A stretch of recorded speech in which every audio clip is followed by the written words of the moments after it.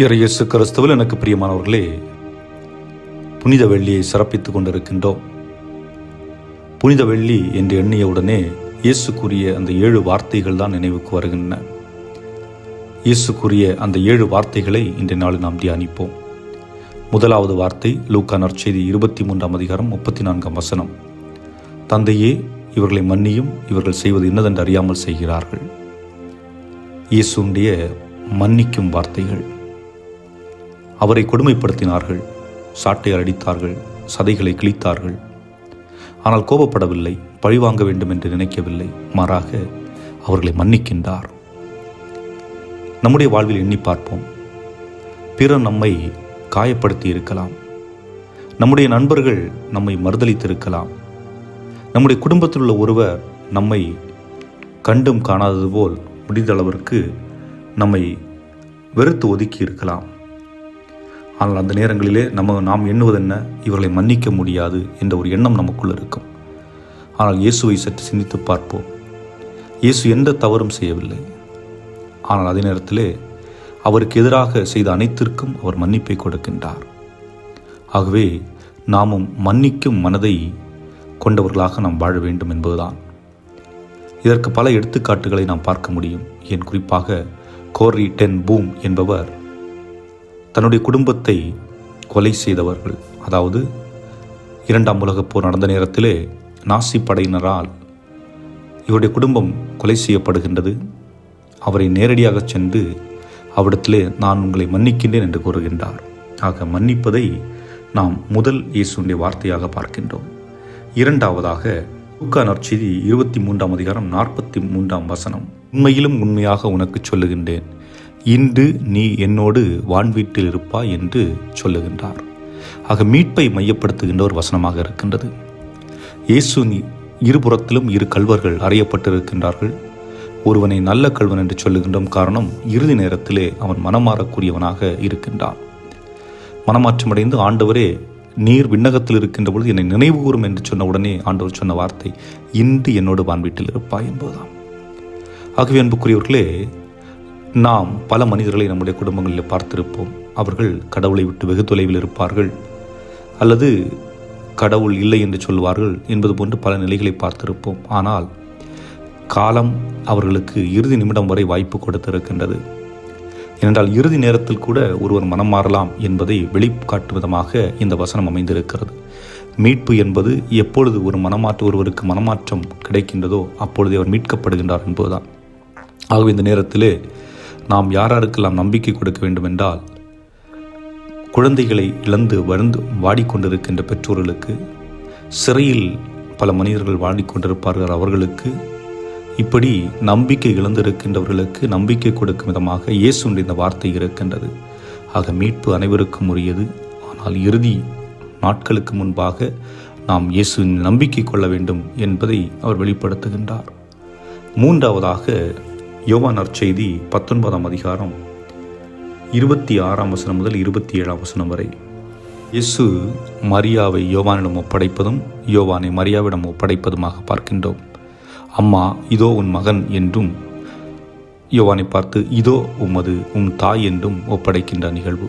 அதாவது இயேசு இந்த வசனத்தின் வாயிலாக உறவுக்கு எவ்வளவு முக்கியத்துவம் கொடுக்கின்றார் என்று பார்க்கின்றோம். இயேசு சிலுவையிலே வேதனையோடு தொங்கிக் கொண்டிருக்கின்றார். தன்னுடைய தாய் தனிமையில் நிற்பதை பார்க்கின்றார். தன்னுடைய தாய்க்கு ஒரு குடும்பத்தை அமைத்து கொடுக்க வேண்டும் என்று யோவானை அவருடைய மகனாக கொடுக்கின்றார். தாய் மகனாக மாற்றி விடுகின்றார். ஆகவே அன்புக்குரியவர்களே, துன்பங்கள், நாம் இந்த உலகில் வாழுகின்ற பொழுது பல துன்பங்கள் இருக்கும். பல நேரங்களிலே தனிமைப்படுத்தப்பட்டு கொண்டிருக்கின்றோம், தனிமையில் வாழ்ந்து கொண்டிருக்கின்றோம் என்பதுதான். ஆனால் இயேசு சிலுவையின் அடியிலே ஒரு புதிய குடும்பத்தை உருவாக்குகின்றார். அந்த குடும்பம்தான் திருச்சபை. அங்கேதான் திருச்சபை பிறக்கின்றது. அன்னை மரியாள் சீடர்களோடு இணைந்து அந்த திருச்சபை மேலோங்கி வருகின்றது. அந்த திருச்சபை அழுகின்ற, சோதனையில் விழுகின்ற, துன்பத்தில் துவழுகின்ற ஒவ்வொரு மனிதனுக்கும் அரவணைப்பு கொடுக்கக்கூடிய ஒரு திருச்சபையாக, ஒரு குடும்பமாக இருப்பதை நாம் பார்க்கின்ற பொழுது, ஆகவே உங்களுடைய வழியிலே நீங்கள் மனம் தளர்ந்து விட வேண்டாம். இயேசு உங்களை அரவணைக்கின்றார், உங்களை காக்கின்றார் என்று நீங்கள் உணர்ந்து கொண்டால் போதும். ஏனென்றால் அன்னை மரியாவை யோவானுக்கு மட்டும் தாயாக அல்ல, நமக்கும் சேர்த்துதான் தாயாக கொடுத்திருக்கின்றார். 4வது இயேசுடைய வார்த்தை மத்தேயு நற்செய்தி 27ஆம் அதிகாரம் 46ஆம் வசனம். இயேசு சிலுவையிலே தொங்கிக் கொண்டிருந்தவாறு சொல்கின்றார், என் தேவனே, என் தேவனே, என்னை ஏன் கைவிட்டீர்? இயேசு கைவிடப்பட்டதாக உணர்ந்த ஒரு தருணம். இங்கே நாம் உணர வேண்டியது என்னவென்றால், இயேசு மனிதனாகவும் இருக்கின்றார், கடவுளாகவும் இருக்கின்றார். ஆக இயேசுடைய உடலில் பட்ட ஒவ்வொரு அடியும் மனிதத்தன்மையில் கிடைத்த அடிகள். நம்முடைய உடலில் எப்படி ஒரு காயம் ஏற்பட்டால் வலி ஏற்படுமோ அதுபோன்று இயேசுடைய உடலிலும் காயங்கள் வலிகளை கொடுத்தன. ஆக அந்த வலியின் அடிப்படையிலே அவர் அந்த ஒரு வார்த்தையை வெளிப்படுத்துகின்றார். ஆனால் அதே நேரத்திலும் அவர் என் தேவனே, என் தேவனே என்று நம்பிக்கையோடு தான் அழைக்கின்றார். இறைவன் இல்லை என்று சொல்லவில்லை. ஆகவே அன்புக்குரியவர்களே, நம்முடைய வாழ்க்கையிலும் துன்பங்கள் இருக்கலாம், துயரங்கள் இருக்கலாம், இழப்புகள் இருக்கலாம், பல நேரங்களில் மனச்சோர்வுகள் இருக்கலாம், நாம் தனிமையில் உணரலாம். ஆனால் நாம் இறைவன் இருக்கின்றார் என்ற நம்பிக்கை நமக்கு தேவை என்பதை இது வெளிப்படுத்துகிறது. இயேசுவை நோக்கி நாம் ஜெபிக்கின்ற பொழுது, என் தேவனே, என் ஆண்டவரே என்று நாம் கூப்பிடுகின்ற பொழுது நாம் நம்மை இழந்தவர்களாக கருத வேண்டிய தேவையில்லை. ஏனென்றால் நாம் இன்னும் கடவுளை பற்றி கொண்டிருக்கின்றோம், இன்னும் நாம் விசுவாசத்தில் நிலைத்திருக்கின்றோம் என்பதை தான் இது வெளிப்படுத்துகின்றது. இயேசுடைய 5வது வார்த்தை யோவான் நற்செய்தி 19ஆம் அதிகாரம் 28ஆம் வசனம், நான் தாகமாக இருக்கின்றேன். இந்த வார்த்தை துன்பத்தையும் வெளிப்படுத்துகின்றது, அதே நேரத்திலே அவருடைய ஏக்கத்தையும் வெளிப்படுத்துகின்றது. ஆனால் அவரது ஏக்கம் என்ன, அவருடைய தாகம் என்ன என்றால் தண்ணீருக்கான தாகம் அல்ல, மாறாக ஆன்மாவிற்கான தாகம், அன்பிற்கான தாகம், நாம் என்ன பதில் கொடுக்கப் போகிறோம் என்பதற்கான தாகம். இதற்கு அன்னை தெரேசாள், கல்கட்டா அன்னை தெரேசாள் அவர்கள் சொல்கின்றார்கள், இயேசு இன்றைக்கும் தாகம்தான் இருக்கிறார். எந்த தாகம் அவரிடத்தில் இருக்கின்றது என்றால் ஏழைகளுக்கான தாகம் இருக்கிறது, தனிமையில் வாடுவோருக்கான தாகம் இருக்கிறது, வேண்டாம் என்று ஒதுக்கப்பட்ட ஒவ்வொருவருக்கும் ஏற்றுக்கொள்ள வேண்டிய தாகம் அவரிடத்தில் இருக்கின்றது. ஆக நம்முடைய அன்பிற்கான தாகம் அவரிடத்தில் இருக்கின்றது. ஆகவே அன்புக்குரியவர்களே, அந்த இயேசுவினுடைய தாகத்தை தணிப்பது நம்மால் இயலும். நாம் பிறரை அன்பு செய்கின்ற பொழுது, நாம் பிறருக்கு இயேசுவின் பேரால் மற்றவர்களுக்கு செய்கின்ற ஒவ்வொரு செயலிலும் இயேசுவினுடைய தாகத்தை நாம் தணித்து கொண்டிருக்கின்றோம். ஆக நான் வலியில் இருந்தாலும் இயேசுடைய தாகத்தை என்னால் தீர்க்க முடியும் என்பதை நாம் உணர்ந்து கொள்ள வேண்டும். இயேசுடைய 6வது வார்த்தை என்னவென்றால், யோவான் நற்செய்தி 19ஆம் அதிகாரம் இறைவார்த்தை 30, எல்லாம் நிறைவேறிற்று என்று சொல்லுகின்றார். அதாவது எல்லாம் இனிதாக முடிந்து விட்டது என்று அடையாளம். இங்கே தோல்வி இல்லை, மாறாக வெற்றிதான். அவர் எதற்கு வந்தாரோ அந்த செயல் இனிதாக முடிந்து விட்டது. இனி மீட்பு என்பதுதான் அடுத்த கட்டம் என்பது. ஆகவே அன்புக்குரியவர்களே, நாம் போராட்ட களத்தில் இருப்போம், துயரங்களில் இருப்போம், துன்பங்களில் இருப்போம். அப்பொழுது நாம் நினைத்து கொள்ள வேண்டியது, பல நேரங்களில் நாம் சொல்லக்கூடிய வார்த்தை என்ன, என் வாழ்க்கை முடிஞ்சு போச்சு அப்படின்னு சொல்லுவோம். ஆக இங்கே என் வாழ்க்கை முடிந்து போய்விட்டது என்று சொல்ல வேண்டாம் என்று ஆண்டவர் சொல்லுகின்றார். காரணம் என்ன, நாம் அந்த செயல் முடிந்து விட்டது. ஏனென்றால் நம்முடைய வாழ்வுக்கான அர்த்தம் இன்னும் இருக்கிறது. நாம் அதை இன்னும் அறிந்து கொள்ளாமல் இருக்கலாம், புரிந்து கொள்ளாமல் இருக்கலாம். ஆக நம்முடைய துன்பங்கள் இறைவனிடத்திலே ஒப்புக் கொடுப்போம். ஏனென்றால் அதன் வழியாக நாம் ஆன்மாக்களை மீட்க முடியும்.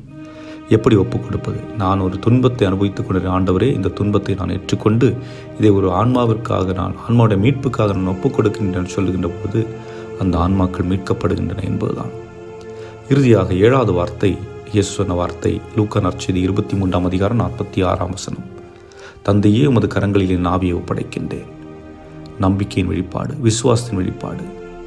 இறுதி மூச்சில் விட்டு கொண்டிருக்கின்ற பொழுது தன்னை முழுமையாக ஆண்டவர் கரத்திலே ஒப்புக் கொடுக்கின்றார்.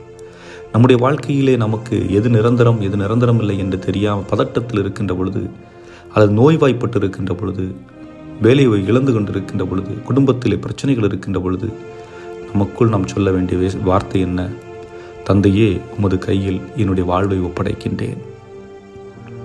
நாம் அப்படி சொல்லுகின்ற பொழுது நம்முடைய வாழ்வானது நல்ல ஒரு பாதுகாப்பான இடத்தில் இருக்கிறது என்று பொருள்படும். ஆகவே அன்புக்குரியவர்களே, இந்த 7 வார்த்தைகளும் இயேசு சொன்ன வார்த்தைகள். ஆனால் இன்று நாம் வாழ்ந்து கொண்டிருக்கின்ற இந்த சூழலிலும் இந்த வார்த்தைகள் நமக்கு பயன்படுகின்றன என்பதுதான். ஏனென்றால் இந்த வார்த்தைகள் நமக்கு நம்பிக்கை கொடுக்கக்கூடியதாக, நாம் இயேசுவின் மீது பற்று கொண்டு வாழக்கூடியவர்களாக, இயேசுவோடு நெருங்கி வாழ்வதற்கும், நம்முடைய இதயத்தை இயேசுவின் இதயத்தோடு இணைப்பதற்கும் இது ஒரு வாய்ப்பாக நமக்கு கொடுக்கப்பட்டு இருக்கின்றது. ஆகவே சிந்தித்தவர்களாக இந்த நாளை இறைவனிலே ஒப்பு கொடுத்து நாம் நம்முடைய குடும்பத்திற்காகவும் நம்மிடம் ஜபிக்க கேட்டிருக்கின்ற ஒவ்வொருவருக்காகவும் ஜபிப்போம். இறைவன் உங்களை நிறைவாக ஆசீர்வதிப்பாராக. ஆமென்.